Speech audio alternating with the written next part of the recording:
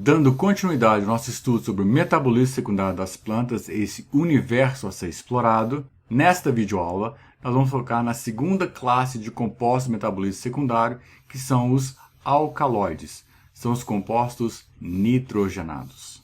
Lembrando que nós não temos a menor pretensão de esgotar o assunto. Nosso objetivo é simplesmente despertar vocês para essa realidade.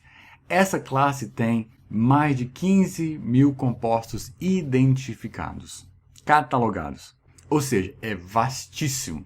E uma característica comum nesses compostos nitrogenados é que todos eles têm um anel heterocíclico, que tem nitrogênio na sua estrutura.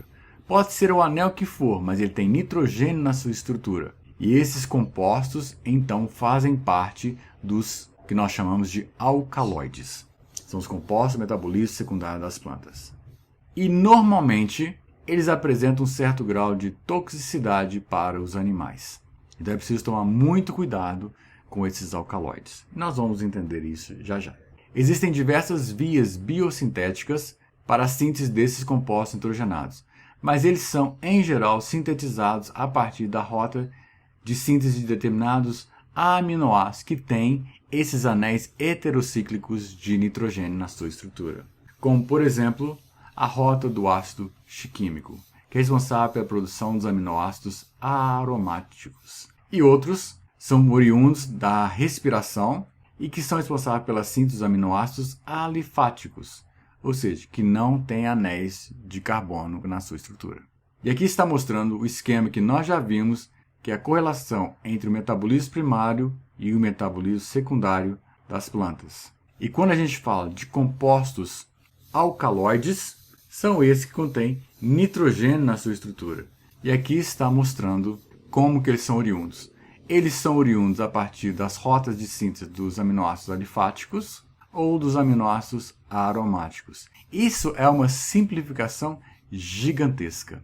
Todos eles são oriundos a partir da via glicolítica, da via primária, sendo que a eritrose 4-fosfato ela é oriunda de uma outra via, que é chamada de rota das pentoses fosfatadas, que nós já vimos quando a gente estudou a respiração. Então existe uma correlação entre o metabolismo primário e o metabolismo secundário na produção desses compostos, e envolvem as rotas de biossíntese dos aminoácidos nas plantas. E aqui está mostrando a rota do ácido chiquímico.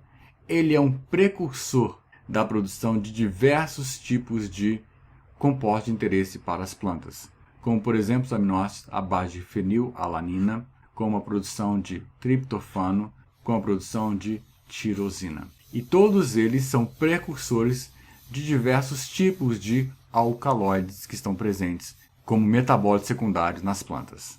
Isso é uma simplificação, existe uma infinidade de reações bioquímicas e de enzimas que participam dessas rotas, e que nós não temos a pretensão de discorrer sobre cada uma delas. O que nós vamos fazer agora é ver alguns exemplos de compostos nitrogenados. Eu quero que vocês reconheçam alguns compostos que vocês já viram e que fazem parte do metabolismo secundário das plantas, e que talvez vocês não tenham correlacionado com isso. Exemplo, cicuta, que foi utilizado para o envenenamento de Sócrates. Era um composto do metabolismo secundário das plantas que faz parte da classe dos alcaloides. Tem outros, mas aqui um exemplo que a história deixou registrado. Morfina, você já deve ter ouvido falar sobre esse analgésico que é utilizado em baixas concentrações. Em altas concentrações ele é um alucinógeno, mas a morfina é um composto que tem esse anel heterocíclico. Então ele faz parte da classe dos alcaloides. É um produto do metabolismo secundário das plantas.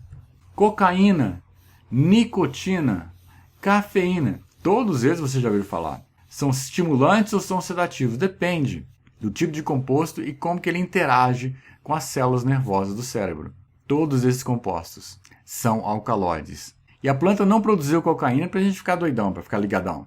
Não produziu nicotina para a gente fumar. Não produziu cafeína para não deixar ligado. Não. São produzidos porque trazem algum benefício para as plantas. E esses compostos são metabólitos secundários. Fazem parte da classe dos alcaloides. Glicosídeos, por exemplo, o ácido cianídrico, que pode ser liberado, por exemplo, da mandioca. Quem é que nunca ouviu falar da mandioca brava? Que não dá para comer todas as mandiocas, que algumas têm maior teor de ácido cianídrico, que produz cianeto. Cianeto, ele bloqueia a passagem de elétrons na cadeia transportadora de elétrons.